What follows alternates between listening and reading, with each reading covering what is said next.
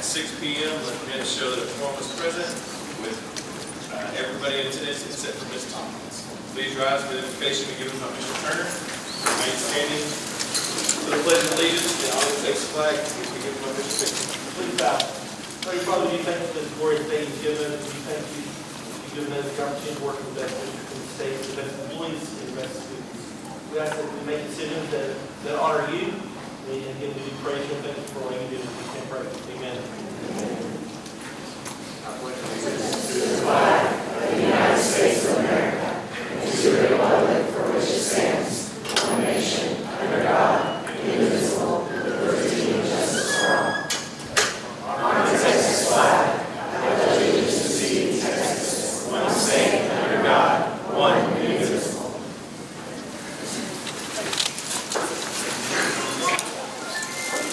The agenda is recognition by Mr. Cowell. Yes, sir. We've got 3 elementaries with us tonight. The first one I'd like to recognize is Brookwood Forest with Ms. Davis.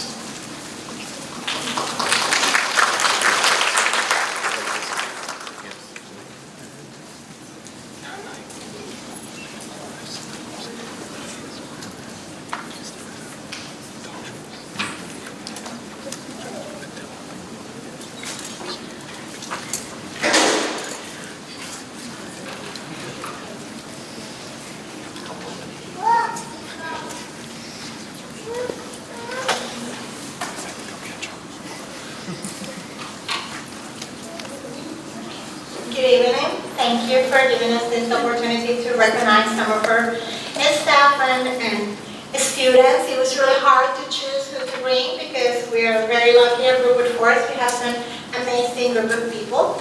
We're going to start with our students. This is our 4th grader, Ms. Taylor Sawyers. Taylor is a highly motivated student who always pays attention in class, and she's always ready to learn something new. She's one of the kindest and most respectful students in our school. She's always willing to help others and treat everyone with respect. Taylor always participates in extracurricular activities including UAL, choir, and jump rope club. Her positive attitude and commitment to learn make her a valuable asset to our school and community. We're lucky to have her at our school every day. Thank you, Taylor.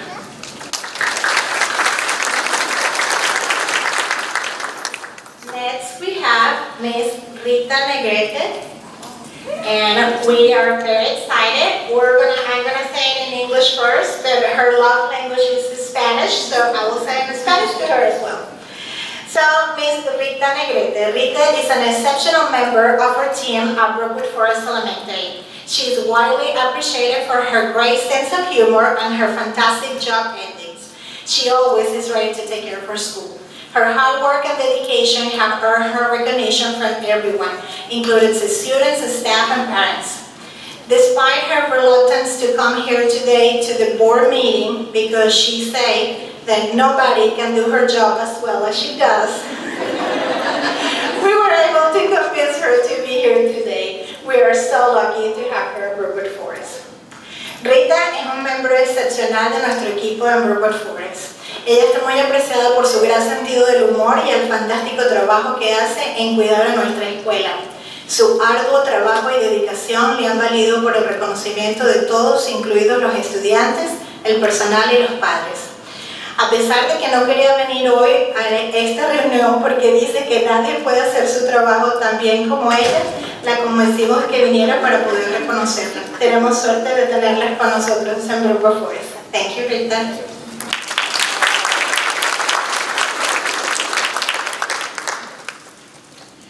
Ms. Najeli Banda is our front desk receptionist.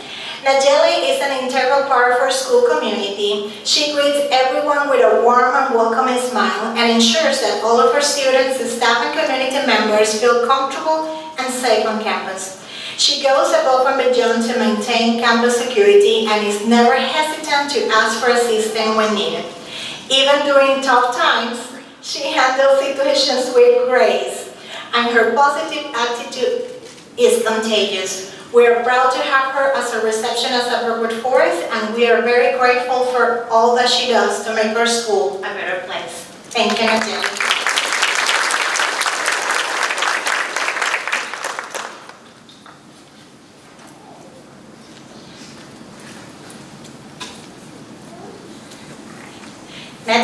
Miss Jamie Carr.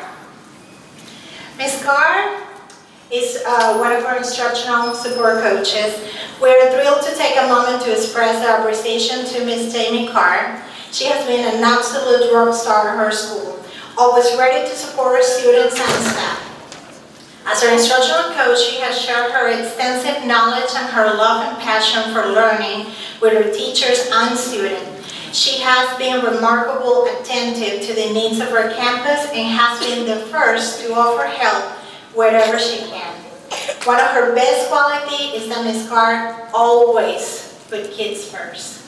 We are immensely grateful to have her as part of our team at Brookwood Forest.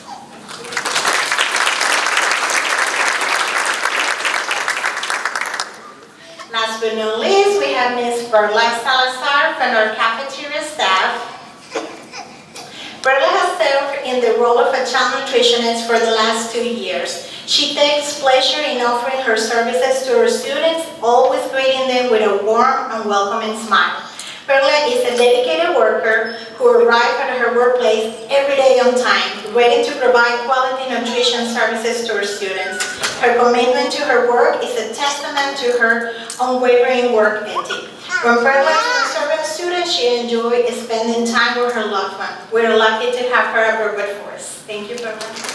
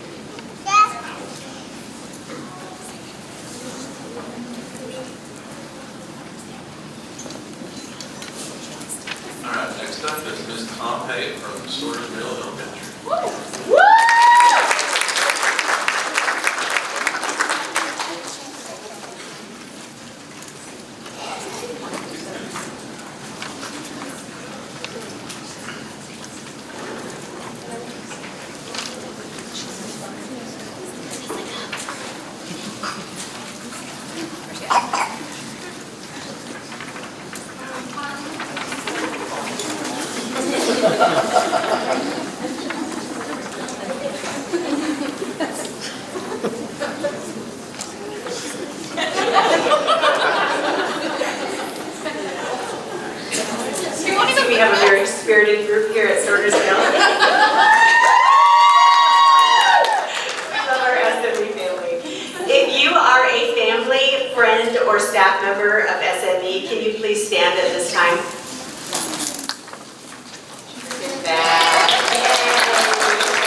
Thank you so much, all of you, for coming. It means a lot to have a huge support group this evening. All right, thank you for this opportunity to speak to you. The first one that I'm going to start with this evening is Blanche Collins. She is a teacher at Sorters Mill Elementary. Blanche has 15 years of experience in education and has been at Caney ISD for 8 years. At SME, Blanche first served as a kindergarten teacher while pursuing her master's degree. I encouraged Ms. Collins to serve in an upper grades classroom, and she accepted the challenge of teaching dual language 3rd grade. In her new environment, she is flourishing, proving that she really is Wonder Woman. Blanche has taken on many additional roles throughout her years at SME. She has been an integral part of the dual language program, planned and coordinated our fall festival, served as a team leader for her grade level and for dual language, helped to lead our Christmas float committee, served as a mentor teacher, and is also hosting a Texas Tech student teacher this year. Our teachers look up to Blanche, and our administrative team looks to Blanche for her natural leadership ability and creative ideas. Blanche has the heart of service that New Caney ISD looks for. Blanche's partner teacher said, Blanche is a giver. She puts everyone before herself and inspires many teachers with her willingness to help anywhere she's needed. She is a comforting person that anyone can rely on. It is a joy to be able to honor her in front of you this evening. Blanche Collins.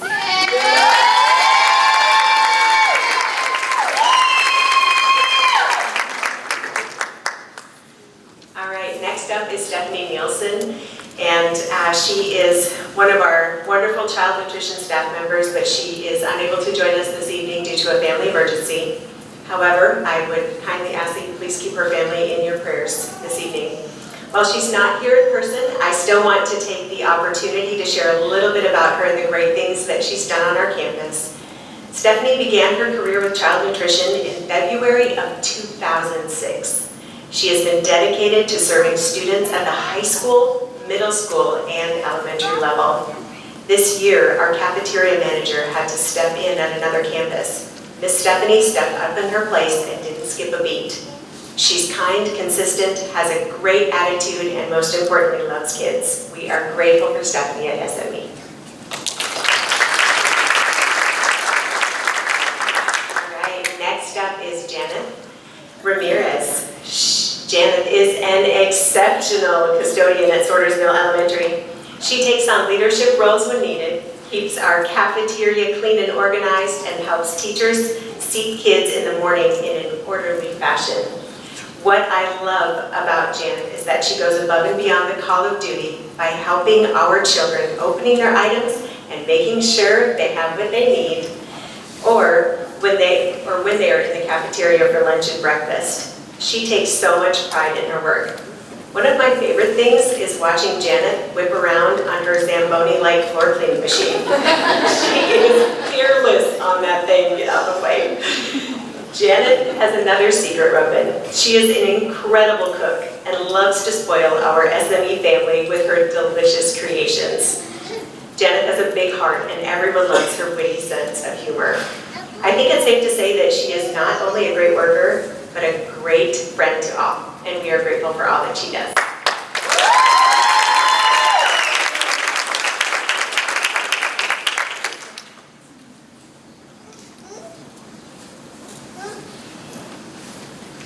All right, next up is Molly Bell. When I look at Molly Bell, I still see my sweet fourth grader walking down the hallway with her mama. Those rosy pink cheeks and big blue eyes leading the way to my classroom door. When I met Molly as a 9-year-old, I knew she was a one-of-a-kind kid with her sweet spirit and her level of maturity. Although many years have passed, those parts of Molly have not changed a bit. She's an exceptional young woman that we are blessed to have serve at SME. Molly has demonstrated her special gifts when working with all children as an RTI paraprofessional while finishing up her degree. Hands off, principals. I got dibs on this one when she graduates. Molly has shown time and time again that she can connect with all kids. In the mornings, I see students seek out Miss Bell to give her a hug or a high five before class. She builds relationships with our students and always provides an encouraging word. I'm grateful for this young woman and honored to be able to watch her grow.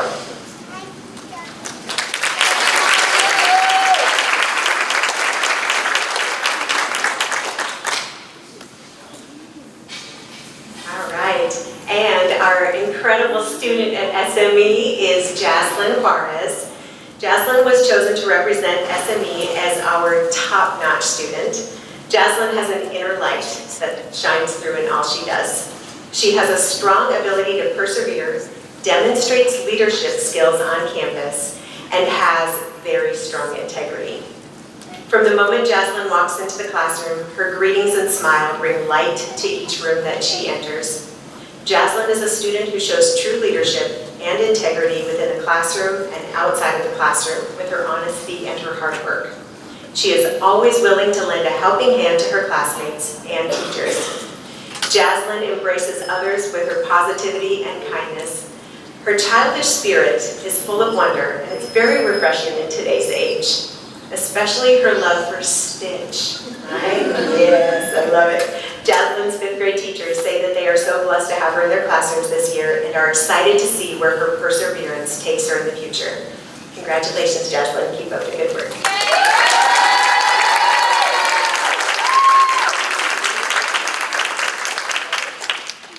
Thank you so much.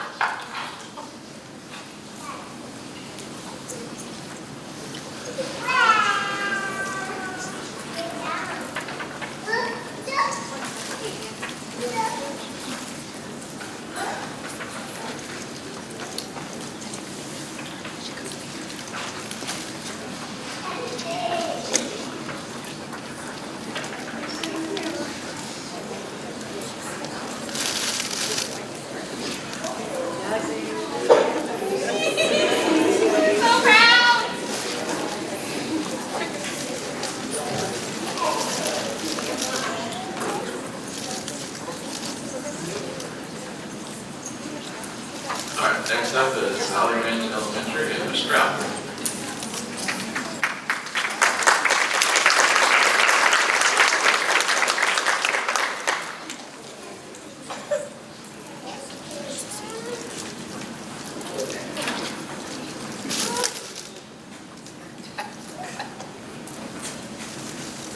Good evening. It's an honor to be here tonight. When we looked at students and staff and paraprofessionals and officers that really go above and beyond, we thought about our theme this year, which is when things don't go right, go left. So the individuals that are here tonight, they certainly know how to make things go left. I'm going to start with Jordan. Jordan Squires is an exceptional fifth grade student at the Recognizing and acknowledging his outstanding qualities is a wonderful way to appreciate his efforts. His humility, kindness, and respectfulness are commendable traits that undoubtedly contribute positively to the school environment. It's particularly noteworthy that he consistently demonstrates the range of expectations and serves as a leader for his peers. His willingness to help when asked, dedication to giving his best in PE, and overall commitment to being a well-mannered student are truly admirable. Jordan's quickness to assist others in need and his consistent adherence to expectations, even when not being watched, showcases a strong sense of responsibility and integrity. By setting such a remarkable example for his fellow students, Jordan is not only making a positive impact on the school community, but is also contributing to a supportive and encouraging learning environment. It's clear that he strives to be a better leader in every situation, and his efforts are undoubtedly appreciated by both teachers and peers alike. I know Jordan's parents are very proud of the outstanding young person he is. VRE is fortunate to have such a dedicated and responsible student who consistently goes above and beyond to make our campus a better place for everyone. Congratulations to you, Jordan, for being an outstanding wrangler at VRE. Keep up the fantastic work.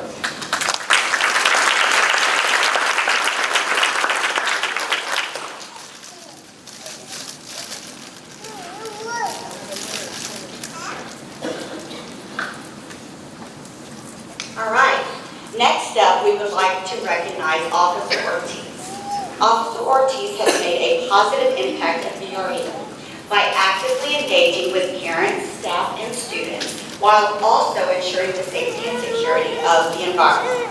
By actively participating in daily activities and engaging with parents, staff, and students, Officer Ortiz has begun to build trusting relationships with our community. This trust has helped to build strong collaboration between the school and law enforcement, creating a safer and more supportive environment for everyone. Officer Ortiz actively participates in daily activities from arrivals to lunches and dismissal, providing opportunities to interact with students in a positive and non-threatening manner. This helps to break down stereotypes and foster a sense of trust between law enforcement and young individuals. By being present during key times, Officer Ortiz serves as a deterrent to potential security threats. Officer Ortiz's visible presence on campus contributes to a sense of security and reassurance among students, staff, and parents. It's important to acknowledge and appreciate his efforts of individuals like Officer Ortiz who go above and beyond their traditional law enforcement duties to contribute positively to the school community. Thank you, Officer Ortiz, for all you have done since your arrival at VRE to help support our staff and students.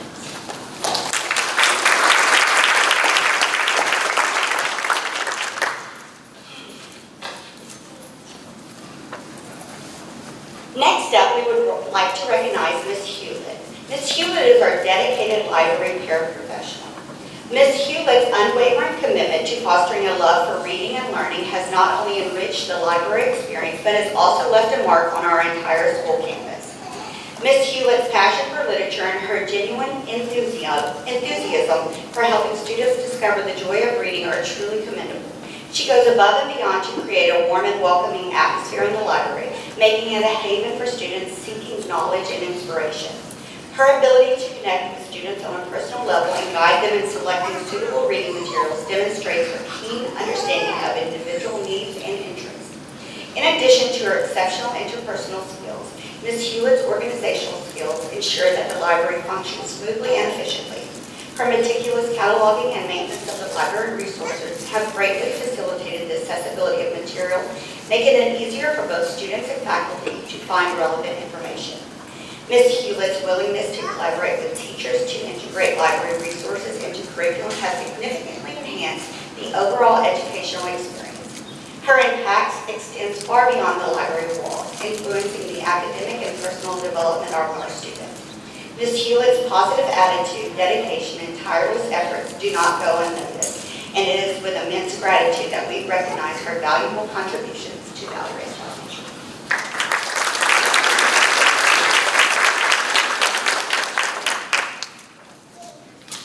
All right, last but certainly not least, Valley Ranch Elementary would like to recognize Ms. Rachel Hooker. Ms. Rachel Hooker is an amazing pre-K teacher.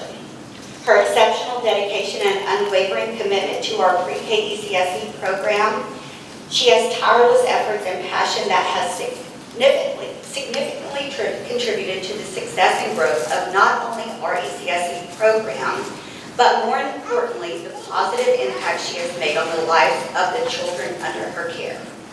Ms. Hooker goes above and beyond to create a nurturing and inclusive environment for our young learners. Her innovative teaching methods, genuine care, and patience create a supportive space where each child can thrive and reach their full potential.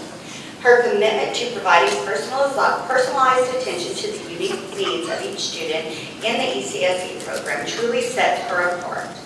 Moreover, Ms. Hooker's collaborative spirit is evident in her interactions with colleagues, parents, and support staff. She actively engages in teamwork, sharing insights and best practices to ensure the development of every child. Her positive influence extends beyond the classroom, fostering a sense of community and cooperation within the entire pre-K program. I want to add in here, she is hands down helping us train 2 new ECSE teachers for our growing ECSE program, and she does it with a smile on her face and just the initiative to keep going and do what's best for students. We want to express our gratitude for Ms. Hooker's ongoing efforts, which undoubtedly contribute to the overall success of our early childhood education initiatives. Her passion for creating a positive learning experience for our youngest learners is truly commendable.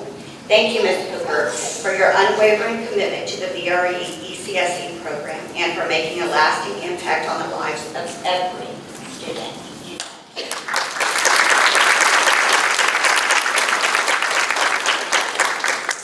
Thank you.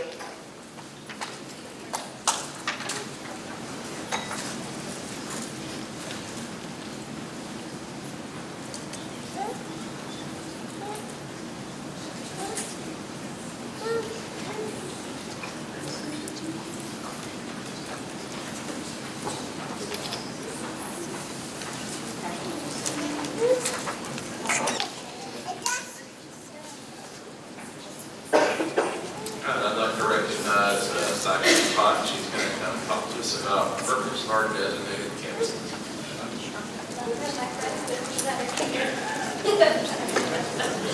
All of my military connected liaisons or representatives could also come up.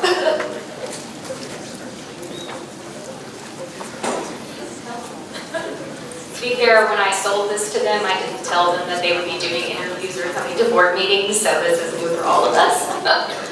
I'm Cypress, and I work in the Federal Programs Office with our military district liaison, Kelly Johnson, and we often call Albert Archuleta our regional military connected liaison for help and guidance on topics. And we're just so excited because we now have 7 Purple Star designated campuses. A Purple Star is a designation that you receive for 2 years saying that you've implemented a program going above and beyond for your military connected students and families. So I would love to honor and thank any military members, past or present, that are here tonight along with their families. These students are dependents of veterans, active duty, or reserve members, or if a service member has fallen in the line of duty. And in New Caney, we have over 1,000 students, which is remarkable considering we're not very close to a base. And so these liaisons are all volunteers. the principal volunteered to start this program at their district and at their campus, and we're now the only ones in Montgomery County that have received a Purple Star ever, which is amazing, and we are looking to grow the program. So I would love to honor and recognize New Caney High School, West Fork High School, White Oak Middle School, Woodridge Forest Middle School, Keeper Crossing Middle School, Crippen Elementary, and Kings Manor Elementary. Thank you so much, liaisons, for all the hard work that you put into these programs and helping these military-connected students transition and feel welcome in your home. Thank you.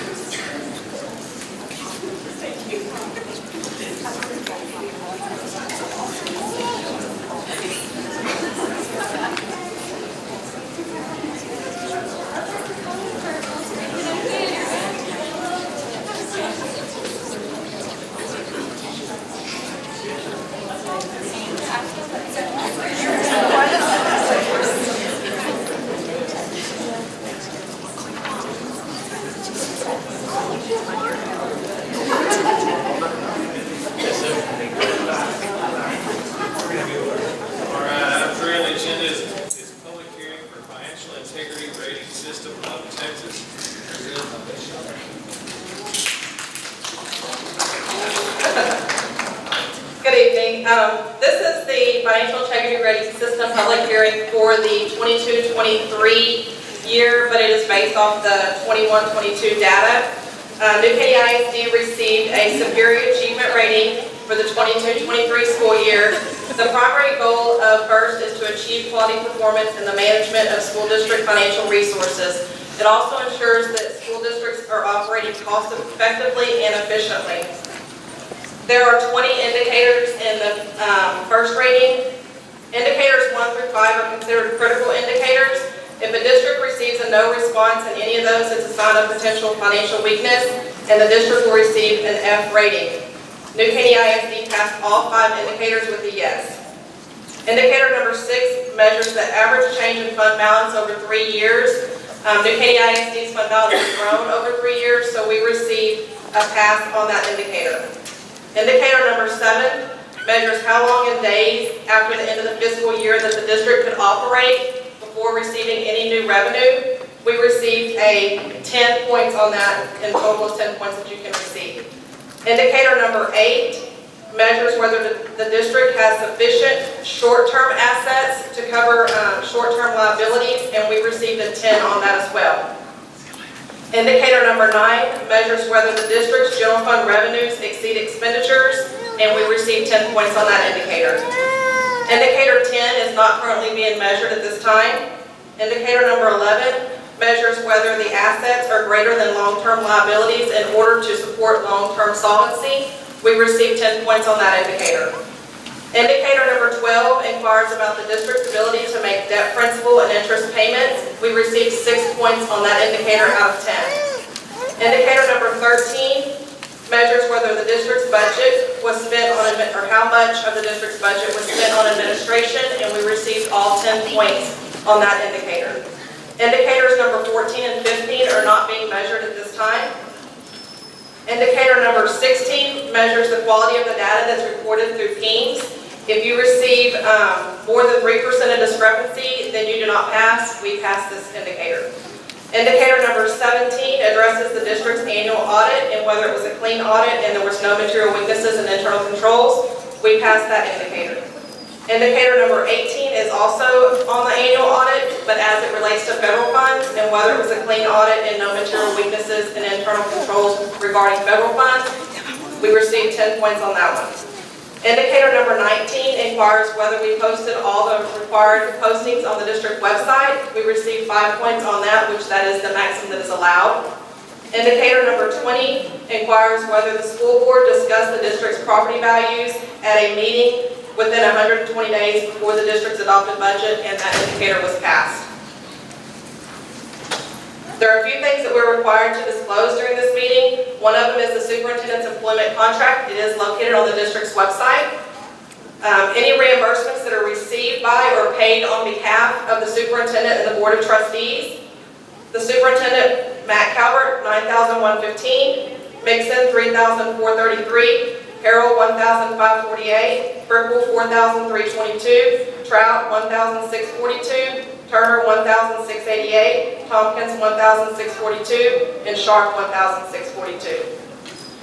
Also, if there was any outside compensation received by the superintendent, which there were none, for consulting services, any gifts received by the board members or the superintendent in aggregate of $250 per fiscal year, there were none for any of our members or the superintendent, and also any business transactions between the school district and board members for that year, and there were none. Are there any questions? Thank you. Thank you, ma'am. Item 4 on the agenda is open forum. The board will now hear comments from those parents or persons who have signed up to speak. We have one person, Ms. Erica Gibson. And I have to read the open forum statement. The board encourages comments from citizens of the district or employees. Anyone wishing to speak, either as an individual or as a representative of the group, may do so at this time. The board asks that comments pertaining to public education issues and be no longer than 5 minutes. Remember, the board may not discuss any issues that were not posted on our agenda. If an issue mentioned is listed in tonight's agenda, the board will defer discussion until the appropriate time during this meeting. In addition, the board has adopted complaint policies that are designed to secure at the lowest administrative level the prompt and equitable resolution of complaints and concerns. The policies are available on the district website at www.caneisd.org. Keep time. We have 5 minutes now. Hi, good evening, and thank you for the opportunity to speak. My name is Erica Gibson. I'm also here with my husband Seth and our 2 children. I have asked to speak to you tonight to express our concerns over the 24-25 bell schedule and bus schedule and the order in which the 3 tiers attend. To my knowledge, the schedules for schools in this district have been adjusted and rearranged several times in the past few years. If so, this is disconcerting because families depend on consistency and reliability, and this seems to fly in the face of that. Our concern is that this is happening again. The start time order for many other districts in the greater Houston area is high school going earliest, then middle school, and elementary latest. This does allow for the younger students more opportunity to get ready and eat at home or school. It reduces the potential of children waiting on early buses in the dark. This is a safety and scholastic concern for all children. Ours personally would have to be outside on a street with no sidewalk and poor lighting at 5:30 a.m. or earlier, and then sit on the bus for over an hour to get less than 4 miles away. Attentiveness during classes after lunch is negatively affected by circadian rhythm slumps and fatigue. Starting so early also means getting out early, which for many is an extra disruption to the afternoon. I recently polled a group of new Caney ISD parents on these issues with over 300 voluntary voter responses. Approximately 60% of the votes were in favor of later starting bell and bus times and a school starting order of high school, middle, and then elementary. While this is not a huge number of votes, nor a landslide result, it nonetheless demonstrates that over half of respondents disagreed with the proposed schedules and that we are not alone on our concern or grievance. We are left questioning why this is not put to the parents in the district instead of a decision made by board members. We do respectfully request that the district do something similar. Poll the tax-paying parents of your district and see what works best for them. After all, the students and their families are the priority. Thank you.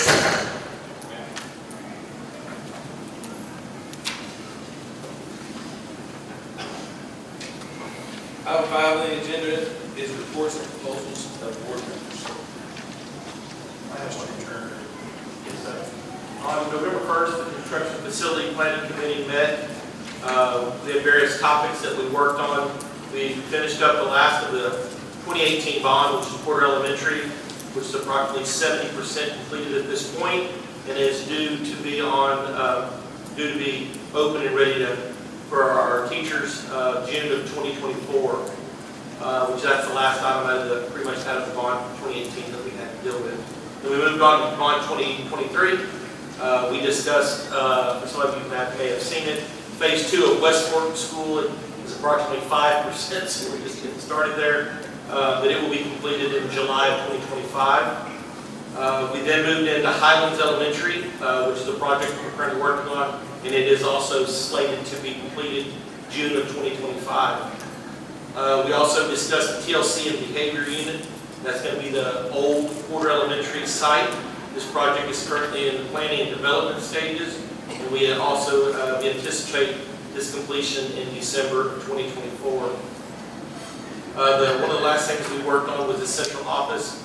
This project is still in the planning stages, and we are hoping that it will be completed by October of 2026. And the final item on our agenda was rezoning. Mr. Carroll will provide a report on the rezoning recommendations for 2024-2025 school year and the superintendent report of the portion of the meeting tonight. I yield back. Item 6 on the agenda is superintendent report. Yes, sir. I'd like to recognize Ms. Sifford and her team. She is our director of special programs, so it continues the educational piece that we've been working on every month, just different parts of the district. Everybody's learning what they do, who they are, and so the special program starts with Ms. Sifford. Good evening. Thank you for allowing me to speak this evening. So we are the Special Programs Department. Let's see if I can get this to work.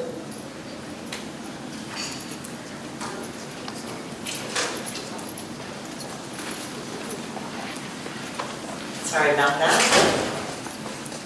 In the Special Programs Department, I have two fabulous coordinators that provide support alongside me, and that is Sarah Brady, the coordinator of academic support, and Katie Lapham, the coordinator of behavior support.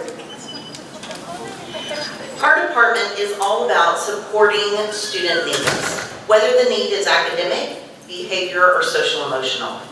We work very closely with other departments, including multilingual, counseling, curriculum and instruction, and special education, to provide a continuum of services for our students. The Special Programs team provides MTSS, Section 504, and dyslexia, dysgraphia supports to help students be successful in school and in life. Multi-tiered system of supports, known as MTSS, is a system that supports the whole child: academic, behavior, and social emotional. All of these areas are equally important. MTSS is broken into 3 tiers or levels of support. As you can see, Tier 1 is high quality everyday instruction that all students benefit from. Typically, 80% of our students are successful with only Tier 1 supports. Tier 2 is for our students that need more targeted intervention to make progress in the curriculum. This should be needed for only about 15% of our students.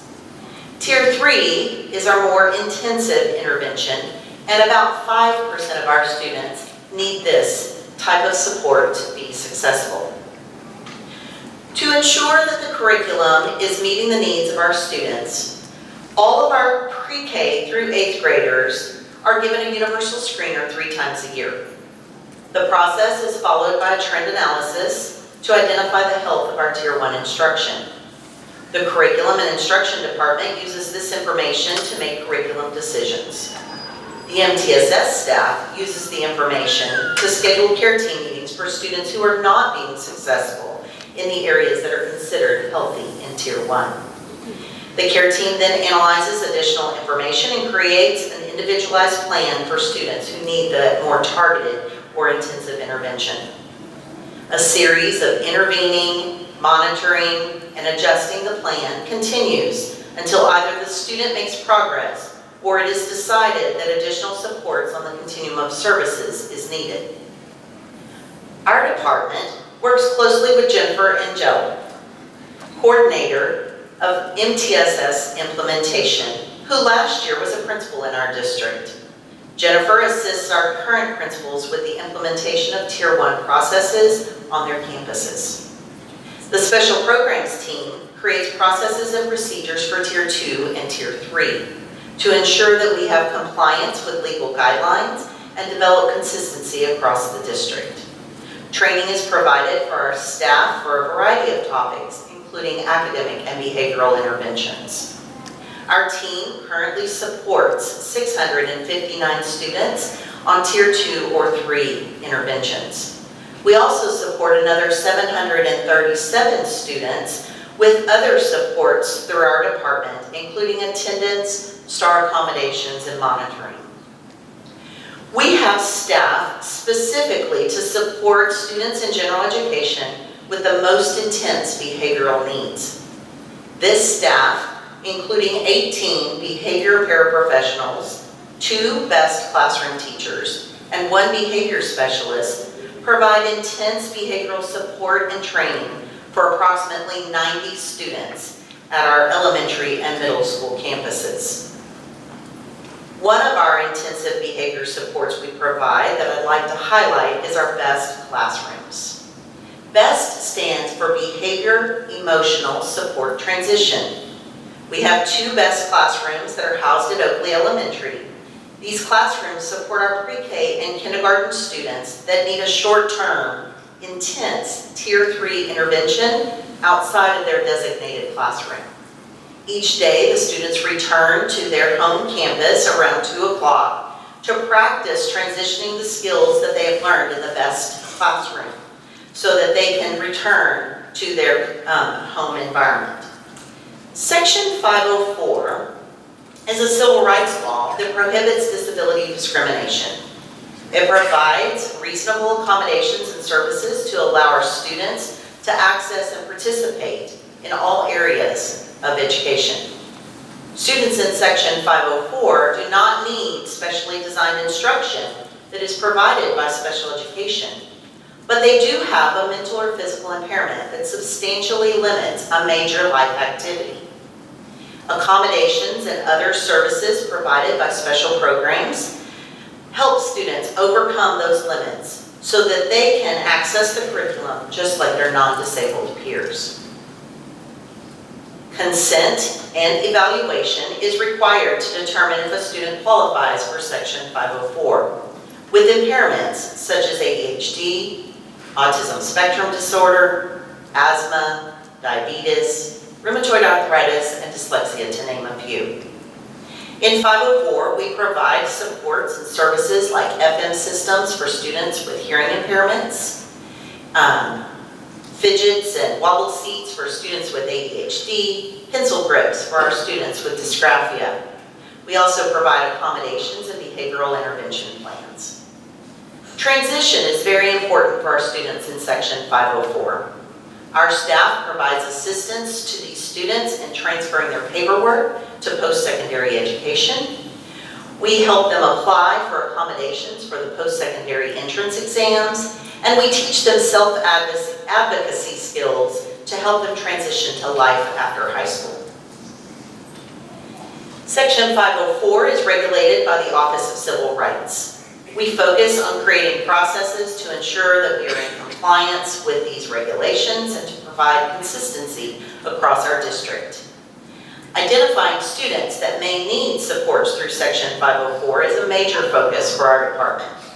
We train campus staff to look for and notify us when they suspect a student has an impairment. Our team then educates parents on their rights and how Section 504 can help their students succeed.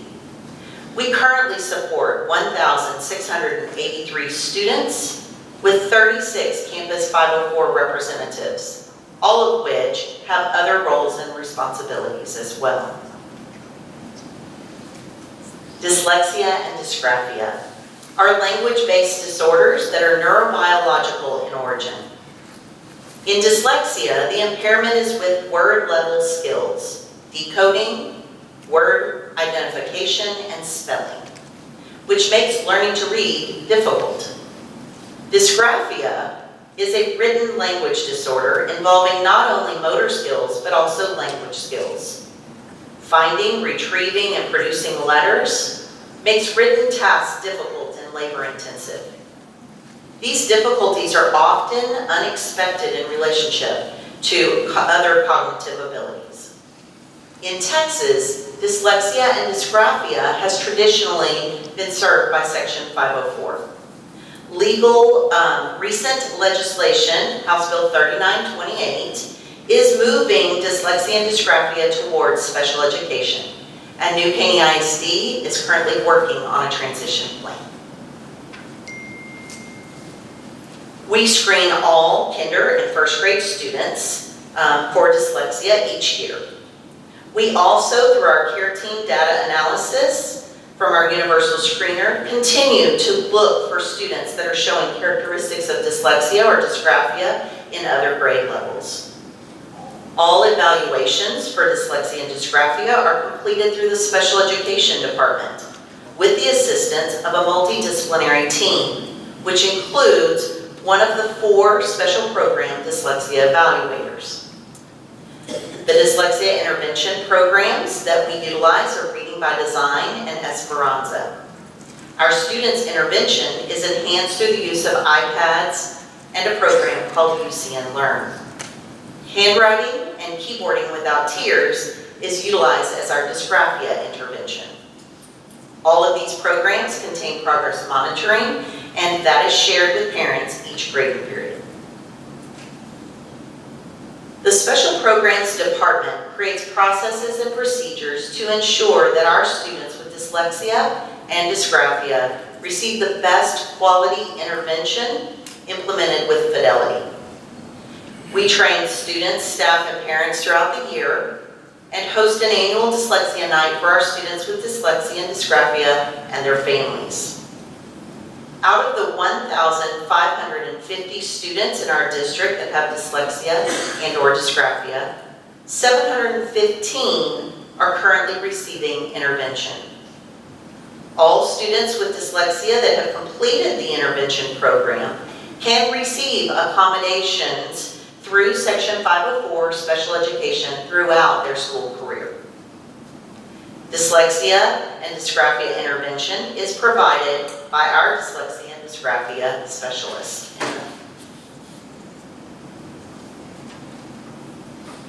Our commitment in special programs to successfully collaborate with other departments is demonstrated by our motto this year: we shine brighter together.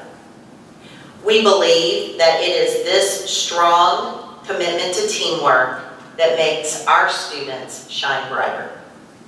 If you are part of the special programs team, would you please stand and be recognized?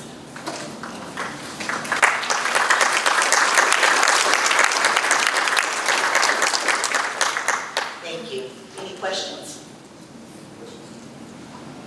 Yes, I did. So concerning the universal screening process that you're using 3 times a year, where does that come from? Is that something that we developed, or are you getting that from the state? No, we use 3 different programs, and they are all nationally normed. Okay. So if they see it 3 times, are they seeing 3 different? It's 3 different, Okay. and they are normed for that point in the year to tell us how our students are comparing to students nationally.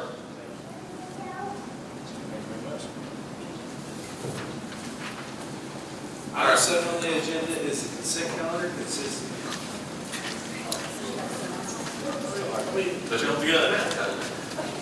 Mr. Carroll's, talking about rezoning, but it's the one too.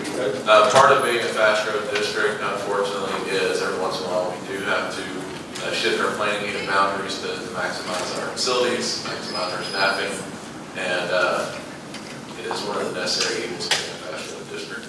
And so Mr. Carroll and the folks on his team have been tasked with doing that. That's often a thankless task for our principals that are on the other end of it. So Mr. Carroll, I'm going to turn it over to you as far as what the recommendation for next year would be. One of the things that Mr. Calvert asked me to adjust was, we're moving elementary schools down for 1,000 students, so we need to move our functional capacity up a little bit. So our goal is to have between 850 and 950 kids in elementary school, with a little room for growth each year. But that being said, we have 2 elementaries that are overpopulated. The first one is Valley Ranch, and the reason Valley Ranch is overpopulated is we just confirmed on Friday we're going to have 3 apartment complexes in their zone, which can have anywhere from 50 to 200 kids to their building, depending on the apartment complex. The second school that's overpopulated, you ever been in the car ride line in Tavola, you understand what I'm talking about? Tavola's got over 1,050 kids at this point, with projections to be over 1,125 next year. We can't have a school with over 200 of our functional capacity. So we're looking at possible 4 moves. The first one I'll talk about is for Valley Ranch. There's an apartment complex that's on 59 called Montgomery Pines, and there's 2 streets right beside it. They load buses and they leave on 494, drive down, go across the freeway to Valley Ranch. It's closer to go to Porter Elementary. We're opening a brand new school with a higher capacity, so that's the logical thing to move, and that's an easy way to fix that and help Valley Ranch lose some students. The other 3 I'll tie with Tavola. The first one is, you've seen on 59 North, we have a new neighborhood coming in called Tavola West, and there's streets around it. We're going to relocate those potentially to New Caney Elementary. The replacement for New Caney Elementary will be in Tavola West subdivision, so it'll be a natural transition for that neighborhood to be there. The second group is around Roberts Road and 1485, the Pin Oak Loop, Roberts Road. Those kids currently go to Tavola, and their parents have to come back out on the freeway, go around back to the front of Tavola, come back. It's just as easy to go right down 494 to hopefully you can pull some kids off Tavola. And the third one is in Peach Creek near Forest Drive on 99. The parents literally either get on 99 to 59 to Tavola, or they drive past Dogwood to go to Tavola. So we're going to move those group of kids back to Dogwood. It'll pull about 210 kids off of Tavola. It'll pull about 80 kids off of Valley Ranch. And every one of the other campuses will be between that 850 to 950 range. Now, that being said, enrollment's fluid, it changes throughout the year. So that's why we'll do these potential now. Dr. Powers now, get on the website, have access to parents or concerns, questions. We'll review that, and we'll come back to you in January to make sure this is the final, the right product. Okay, just so we're clear, we're not naming New Caney Elementary to Tavola West. It was the New Caney Elementary before we did those phone calls.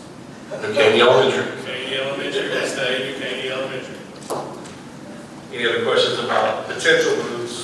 Like I said, it's going to be, these are potential. Things are fluid, it could change, but we'll come back to you in January to make sure everything's, how we solve parent concerns from. I have a question. So it'll be after our January meeting when you notify the affected students? So right now, we're going to look at, we'll put it on the website. They'll have opportunity to email me with their concerns or questions. Okay.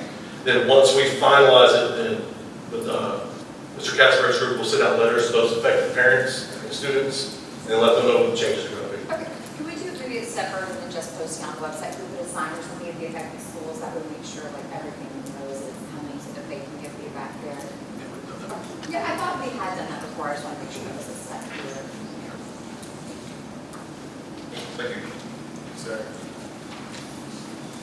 All right, I'd like to recognize Mr. Batchelder. He has an update on a security audit application.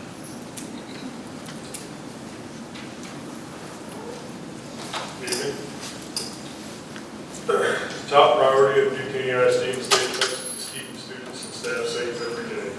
The Texas School Safety Center recently conducted an intruder detection audit at one or more of our campuses, and corrective actions have taken place. The audits test whether a campus is accessible to an unauthorized individual.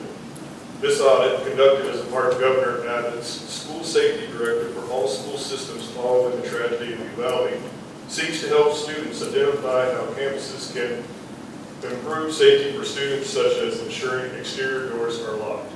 This audit provides us with an opportunity to create a safer learning environment for our students and staff. We are working closely with our district Safe and Secure Committee to ensure that we are training all of our staff in securing our doors for the protection of everyone on our campuses. The support from the state in conducting the intruder detection audits is just one of the many actions that we are taking to ensure the schools are safe. We know that this work does not end, and we appreciate the board's support. We acknowledge that parents and community members are likely very interested in the details of the audit results. However, it is in the best interest of the students that we do not share this information to the broader public, as it could lead to compromising important campus security information. Specific details of the intruder detection audit will be discussed in executive session with the Safety and Security session and the Safety and Security Committee. Caney ISD is committed to providing a safe and secure learning environment for all our students and staff. Thank you for your time. Item 7 on the agenda is a consent calendar consisting of consideration of minutes, consideration of financial reports, consideration of purchasing reports, and consideration of personnel reports. Are there any questions or further discussion? Is there a motion to approve the items on the consent calendar? Motion is moved and seconded. There being no further discussion, vote will be taken. All those in favor say aye. Aye. Opposed? Motion is approved. Yeah, I'd like to take a minute just to talk about something that's in that specific budget amendment part. Ms. Gates, Ms. Gillette, everybody, they just always look, how can we maximize the resources? How can we reinvest in our people? And we just did that tonight. We all support. So a couple of things that were in those amendments that I'd like to highlight. As Ms. Walker was well aware, we are adding special ed students to our district. Great, like everyone else is.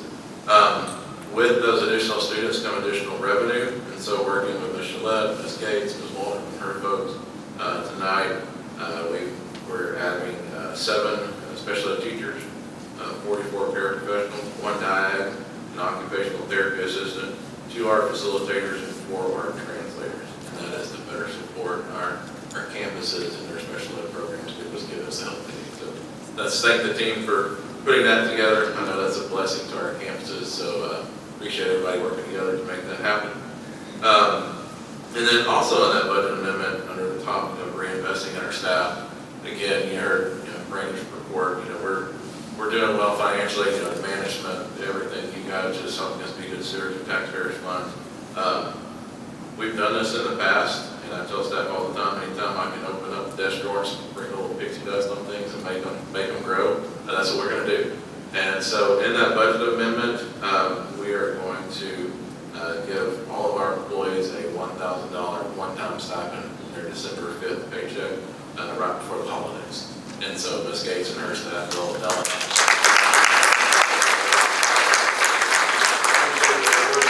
everybody's hard work, Randy and Christy and everything they do. Our principals for being just ready and willing to come to the table and coming up with different solutions. So we are definitely putting it back where it belongs on our campuses and our staff, and also reinvesting in our people because they work so hard. So thank you all for all your efforts in making that happen. And thank you all supporting us too to make those things happen for our staff.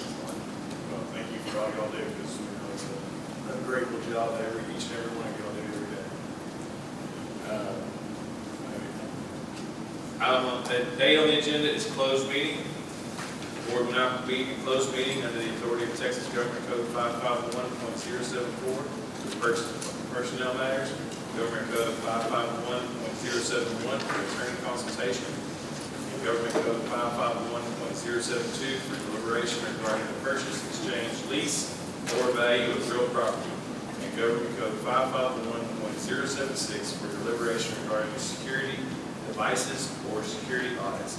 Any action as a result of the closed session discussion will take place after the board reconvenes in open meeting.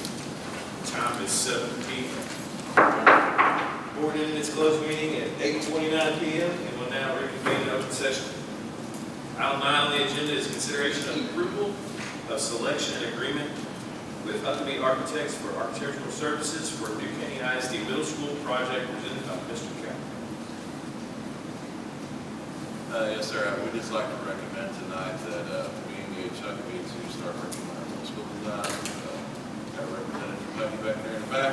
And so we have gone to one of their campuses. It was in Colony. We went there. Really, we took Mr. Perkins, Mr. Farr, Mr. Powell with us to look at the campus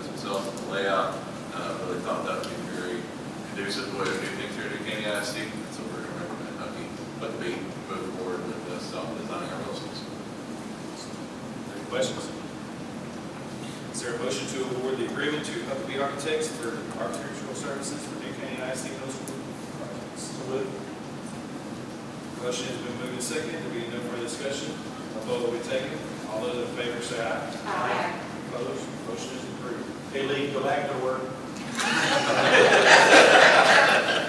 We'll table item 10 until a later time. Item 11 on the agenda is considered terminating the construction manager at-risk contract with Construction Managers of Southeast Texas Incorporated for the construction of New Caney High School extracurricular improvements and career and technology facility, and delegate authority to the superintendent or his designee to provide notice of termination presented by Mr. Cowell. Yes, sir, we just believe that this is in the best interest of the district at this time to make this move, get this project back on track. So we're making that recommendation, you guys tonight. Any questions? Is there a motion to terminate the construction manager at-risk contract with Construction Managers of Southeast Texas Incorporated for the construction of new Caney High School extracurricular improvements and career and technology facility, and delegate authority to the superintendent or his designee to provide notice of termination? Motion is moved and seconded. There being no further discussion, vote will be taken. All those in favor say aye. Aye. Opposed? Motion is approved. Item 12 on the agenda is consideration of approval for resolution casting vote for a candidate for election to the Montgomery Central Appraisal District Board of Directors presented by Mr. Cowell. Yes, sir, I'd like to recommend that the board support Frank Smith in his nomination for the Montgomery Central Appraisal District. Any questions? Is there a motion to approve the resolution casting a vote for Frank Smith? Motion is moved and seconded. There being no further discussion, vote will be taken. All those in favor say aye. Opposed? Motion is approved. Item 14 on the agenda is consider, discuss, and potentially approve. 13.